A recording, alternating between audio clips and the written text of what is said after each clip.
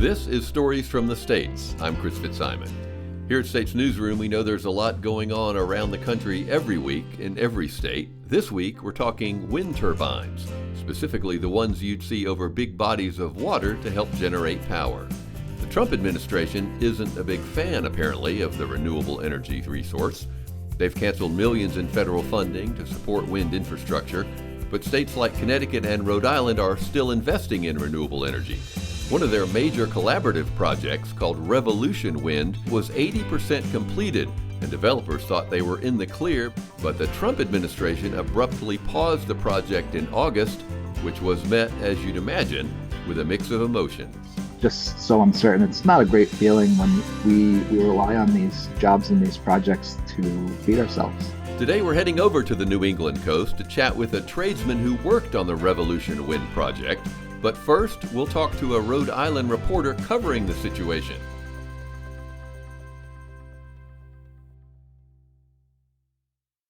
The Revolution Wind project was already 80% finished, but was abruptly paused by the federal government.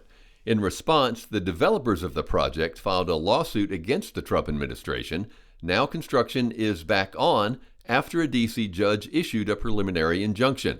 To give us a rundown about what's going on along the New England coastline is Nancy Lavin. She's a senior reporter at the Rhode Island Current. Nancy, thanks for being here. Thank you for having me. Well, Nancy, give us some background. Let's try to understand what's actually happening. Tell us about this Revolution Wind project. Yeah, so like many of the offshore wind projects that we're seeing under construction or under development up and down the coast, this has been in the works for years. It is a joint project from Ørsted, which is a big Danish renewable energy company, and another consortium of overseas development companies under the sort of umbrella of Skyborne Renewables. 65 turbines. It's about 15 miles south of Rhode Island, somewhat close to the Block Island wind farm, which everyone in Rhode Island will be the first to tell you was the first in the country offshore wind farm. That's only 5, however. This is 65. And once it's up and running at its peak, it would generate enough electricity to power 350,000 homes.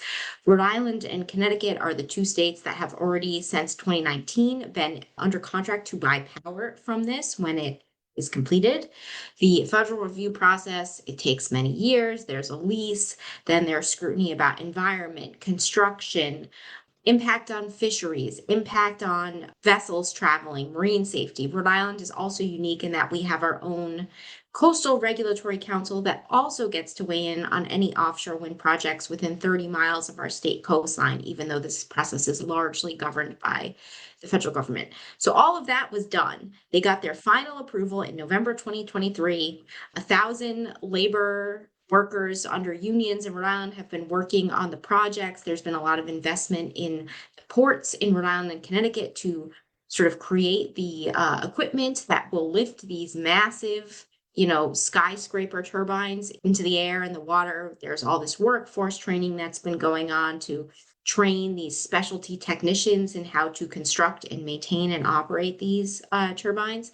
And then all of a sudden, Friday afternoon, ruined my weekend. Well, it probably ruined a lot of people's weekend. Yeah, seriously. The Trump administration comes out with the Bureau of Ocean Energy Management, which is the agency that really oversees offshore wind permits, sends a letter to the developer of the project saying, stop, halt, national security, and not a lot more detail. Okay, to help us understand, this project was roughly more than 80% finished already when it was stopped? Yeah, so they had 45 of the 65 turbines built, the 2 sort of underseas cables that connect the wind turbines to the substations on land, where they, connect to the electrical grid, were also almost complete, as well as these 2 pair of substations where the cables sort of all connect. The exact completion date, it was supposed to be up and running about a year from now, but the actual construction was almost done. There were about a dozen workers actually out at sea and stuck there, just kind of like milling around for 2 weeks. And then before they eventually went back and docked in Connecticut because they were like, what do we do? What was the reaction when this unexpected work stoppage happened at this point? distress, outrage, uncertainty, a mix of reactions. And I think it sort of varied depending. And I will say there was also some celebration because even though Rhode Island is well known as a Democratic stronghold, we also have a very strong commercial fishing industry. And I have seen covering the offshore wind development, particularly at the state level through the state coastal regulatory process over the last 5 years, many of the commercial fishermen are strongly opposed to these wind projects. They worry about their safety, they worry about the loss of species, and to be fair, they are recording fewer landings. They are less able to catch the species that they are trying to catch, which is, squid, Atlantic cod, a lot of the things that Rhode Island is known for in the area. However, sort of what the federal government and what most scientists and researchers have said in their very extensive environmental reviews is that's not necessarily isolated to offshore wind. That's because of climate change and migration patterns and other disruptions in commercial activity in the water. So the fishermen were celebrating. Everyone else, labor leaders, environmental advocates, state officials, our congressional delegation, not happy.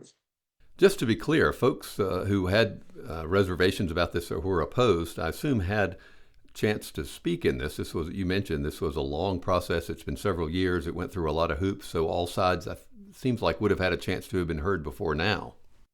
Yes, although they would argue that the process, has been kind of flawed and rigged from the start. So the interesting thing is there's a big overlap in Rhode Island and I think in other coastal states between sort of the fishing opposition and right-wing backed anti-renewable energy groups. So there's actually this group in Rhode Island called Green Oceans, which by its name and by its branding on its website, you'd think is an environmental group. It's not. It was started by a group of residents in one of the coastal towns in Rhode Island opposed to offshore wind. They are funded by a lot of national right-wing conservative groups and are now actually involved in these federal court cases, which is interesting that they've been granted permission to sort of intervene in federal cases in Rhode Island and DC, but perpetuating a lot of misinformation and really disinformation about offshore wind, killing whales. It certainly didn't help that another wind project in Massachusetts, Vineyard Wind, over the summer, one of the turbine blades fell off into the water, which was determined to be a manufacturing error, but certainly solidified every fear and every concern about the safety of these projects overall in the mind of detractors. What was the reaction to unions, labor officials, and folks who were worried about jobs?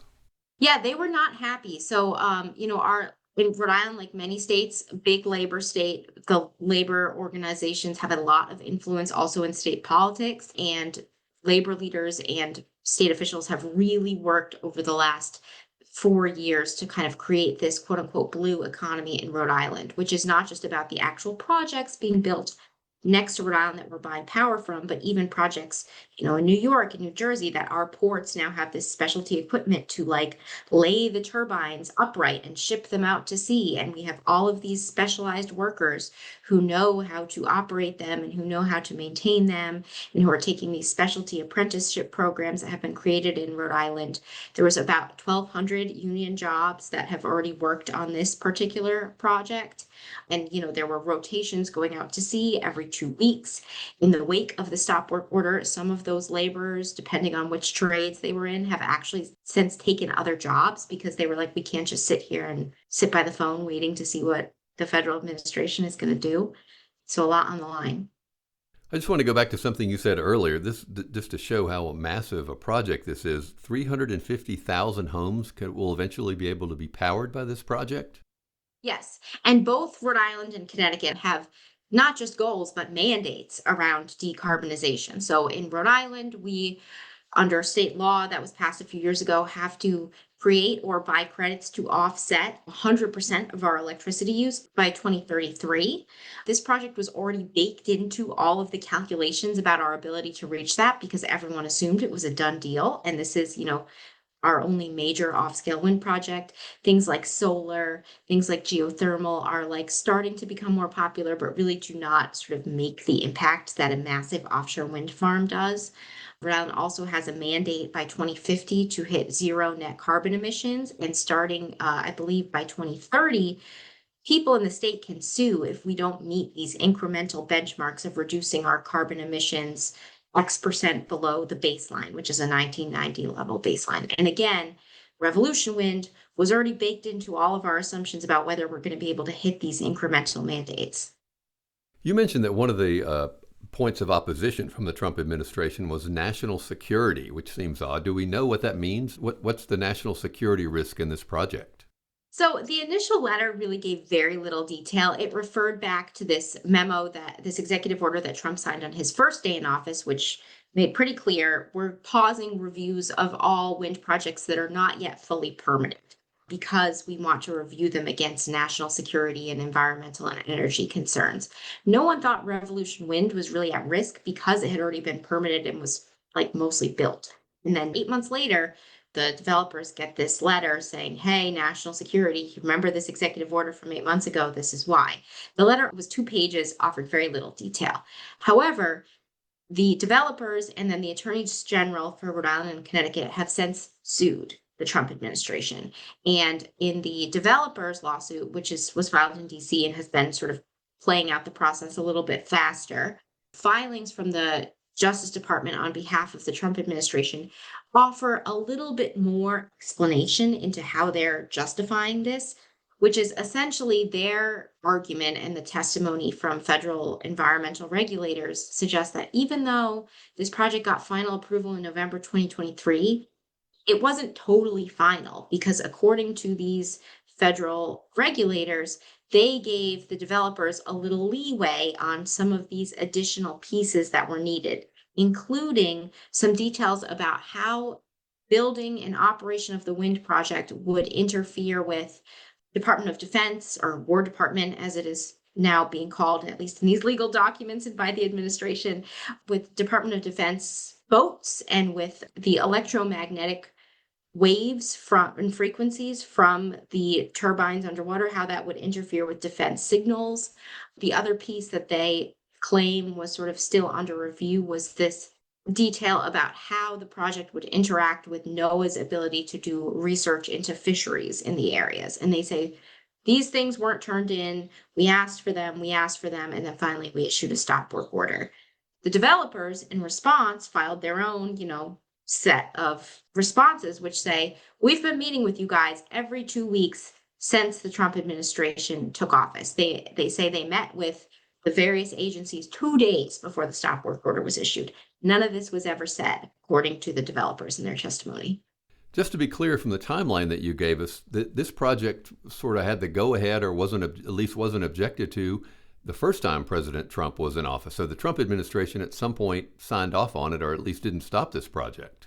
Yes, it was actually under the first Trump administration that the Pentagon gave some preliminary sign-off on the defense piece of it, ironically. What do we think changed their mind about this project? It's really not super clear still. They're offering this additional detail, but they actually include in the exhibits in the court case a copy of the agreement between the developers and the Department of Defense. And the agreement never says there are these outstanding, written documentations that you need to turn in. It just says, you agree and we agree. You're going to let us know if anything comes up. And if you change the configuration of the turbines or the number of the turbines or anything like that. Okay, with all that background, where are we? What happens now?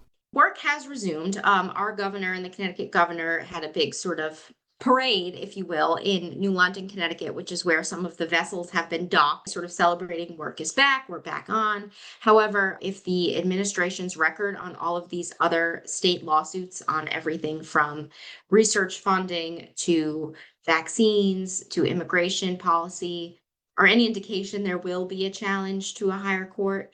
And this was actually only in one of the cases that this judge in DC ruled that the work can continue. So still pending, although it obviously would likely concur with this ruling, is the case in Rhode Island by the attorneys general, which is also arguing that the work should be able to resume.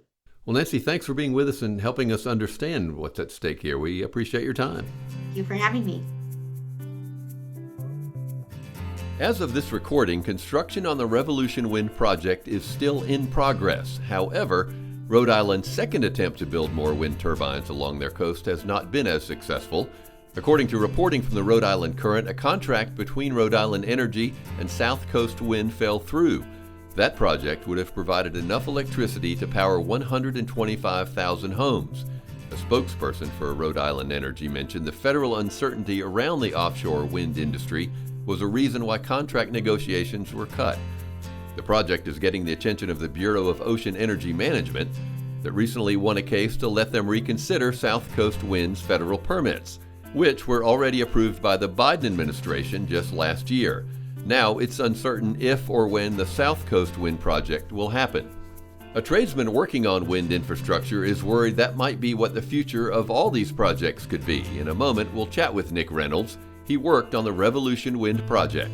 We'll be right back.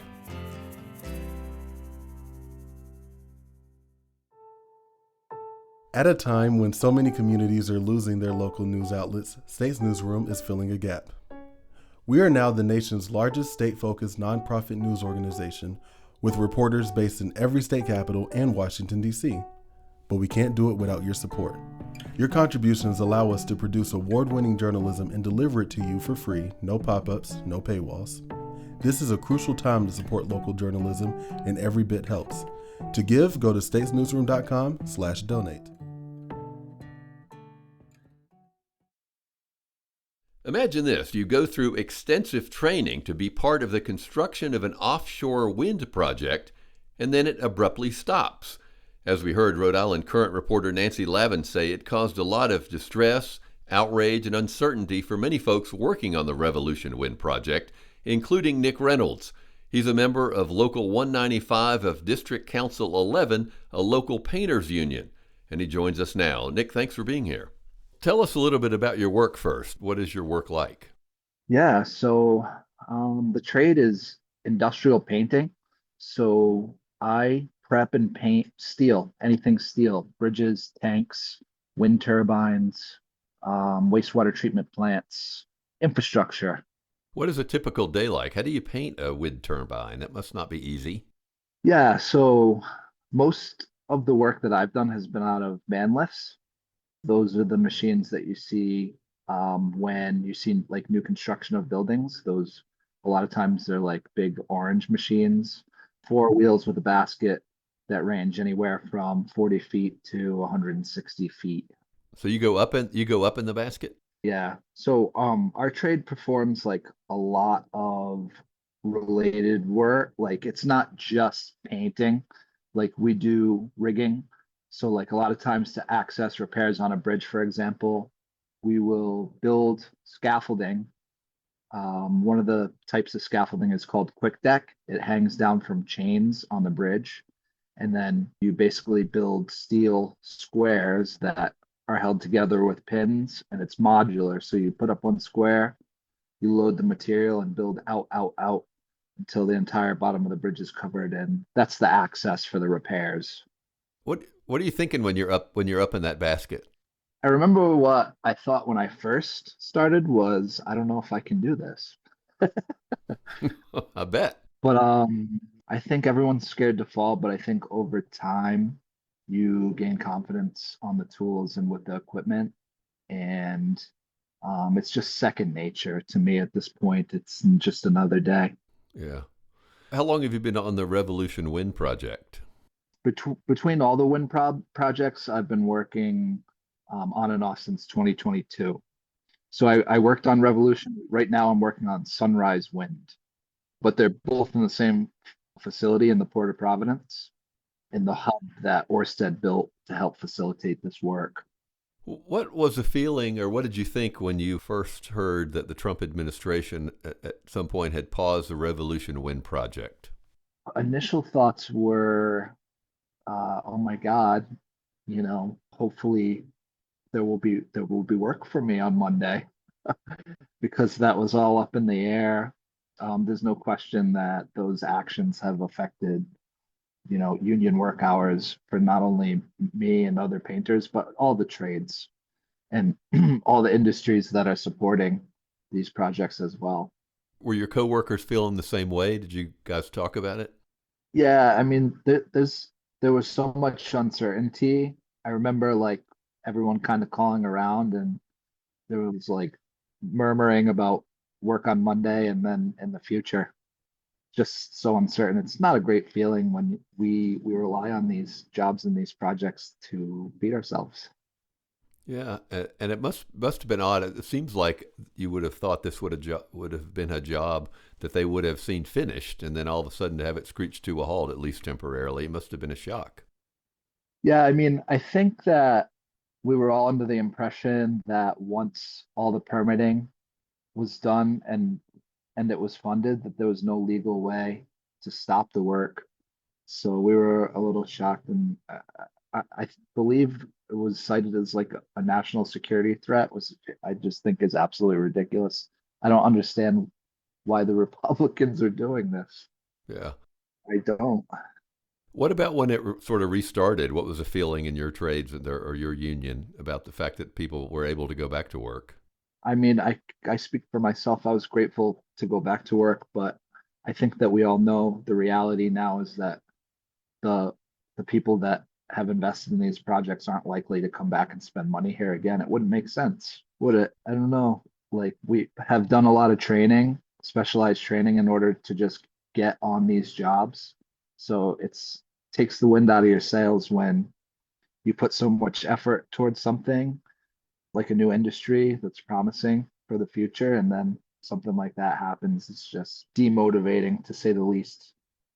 Yeah, I'll bet. What kind of training did you have, or specialized training? What did you have to learn to do this job or work on these projects? Yeah, so obviously there's a maritime aspect to offshore work. So there was a grant that was issued by the state, and Ørsted also funded it partially for additional first aid training, water rescue training, helicopter training, and rope access training. That seems fairly complicated. Complicated and a huge commitment of time. Yeah. How long have you been in this kind of work? I've been working in construction for about 10 years and in this particular industry for 8. What are your thoughts about the future of the industry? The industry isn't going anywhere because it's infrastructure. Like my work will be needed in the future, but like wind as a whole, I just can't imagine people wanting to make an investment in something that someone can just make a decision one day and shut down on a whim. What would you want people to know who, they probably just saw the headlines. They might, even if they live in, maybe an adjacent state or whatever, and they've read about this. From the worker's perspective, what would you want somebody to know about what's happening there, what you guys have gone through, and what you're worried about?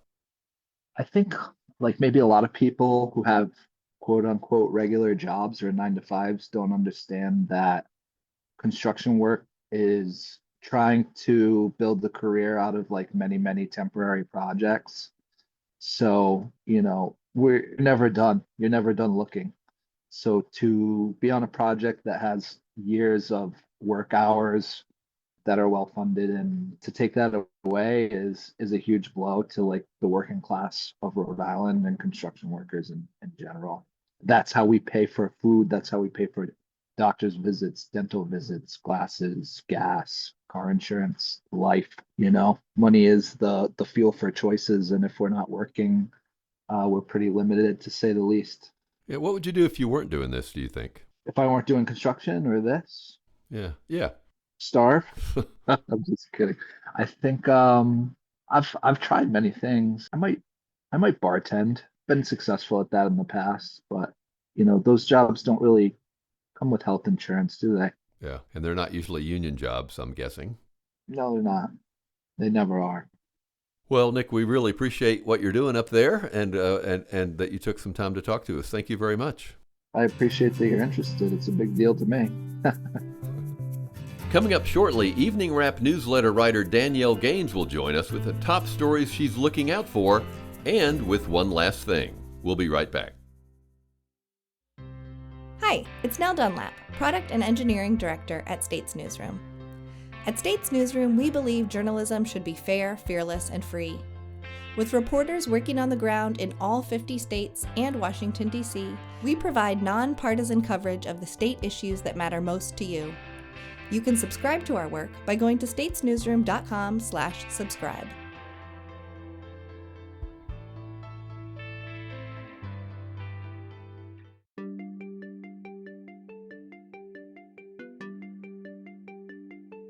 Well, now it comes to my favorite time of every week, talking to Danielle Gaines, the author of the States Newsroom Evening Wrap newsletter. Danielle, how are you? Hello, I'm good. How are you? Good. Tell us something that caught your eye this week. Yeah, we had a couple of stories kind of both centering on resident responses to immigration enforcement across the country.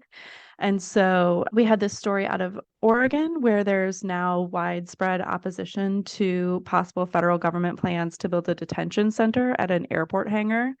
In this relatively small Central Coast town, residents and officials actually pieced it all together. So their Coast Guard rescue helicopter was moved 70 miles away. A defense contractor looked into leasing land next to the airport. And private companies began putting out ads for detention correctional officers. And so since they put it all together, there have now been multiple lawsuits, and state and local and federal lawmakers have all mobilized kind of against this plan. Wow. So I found that very interesting. And then in Tennessee, where the Memphis Safe Task Force is operating, in a similar vein, there is this rapid response group that was set up, V901, and they report on immigration activities. They started during the first Trump administration. They say they now receive more than 100 calls a day. And our story included vivid details from just one example. So an alert went out about a woman hiding in a closet with her twin toddlers. She didn't know what to do as agents were surrounding her home. A volunteer rushed to the scene and found a tow truck blocking the street, blaring the song Bad Boys. Oh, my God. Agents had thrown chemical agents into the house, and the family was forced out. And through volunteers, they're at least covering these stories and spreading information. Yeah, it's really interesting. It feels like it's happened more and more. Communities are responding and learning from what happened in the previous communities. Yeah, and that's really how people are learning how to move around safely in some cases. All right, give us something that's coming up. What are you looking to see? I'm looking out. Our friends at State Line this week had a story about the Justice Department suing 6 more states for detailed information about their voter rolls. That means that the Justice Department has now sued a dozen states for this information. The first round of lawsuits was filed in September. They are all aimed at Democratic or purple states that won't turn over unredacted copies of the lists. So they're looking for driver's license numbers, partial Social Security numbers. The Trump administration says this is for election integrity efforts, and Democratic officials are concerned about privacy issues and that this will be part of an immigration verification tool. It feels like half the news these days is some version of responding to the new immigration crackdown. Yeah, and so the 6 states were sued this week, but then also this week, Colorado, which is facing off with the Trump administration on a lot of different fronts, refused to turn over their information once again. So they also acknowledged they may be part of another future lawsuit. Okay, Danielle, now I think the moment we've all been waiting for. What is one last thing for this week? Yeah, it's always hard to pick, and I love just having a little bit of a light spot when we're reading all the news. So in South Dakota, near Nebraska, there is a new display going up. It's called Firehenge, and it is right off of I-90.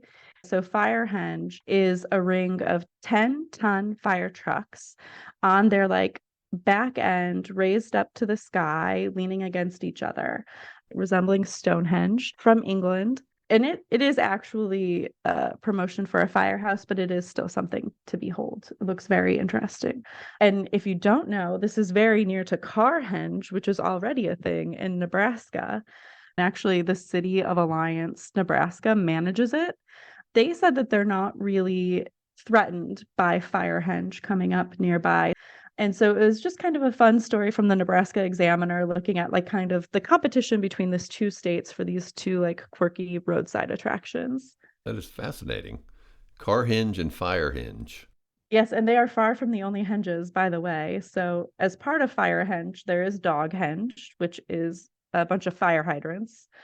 And then there's a foam henge in Virginia, truck henge, which is vintage farm trucks in Topeka, Kansas, phone henge in South Carolina, which is phone booths. And if you go and read our story, we also have henges of the past, things that just didn't quite have staying power. Well, we now are up to date on hinges. Thank you. Yes, very interesting. And we've got photos too, so you should go look at them. Yeah, definitely check that out. Thank you very much, Danielle. Thank you. Thanks for listening to Stories from the States. I'm Chris Fitzsimon.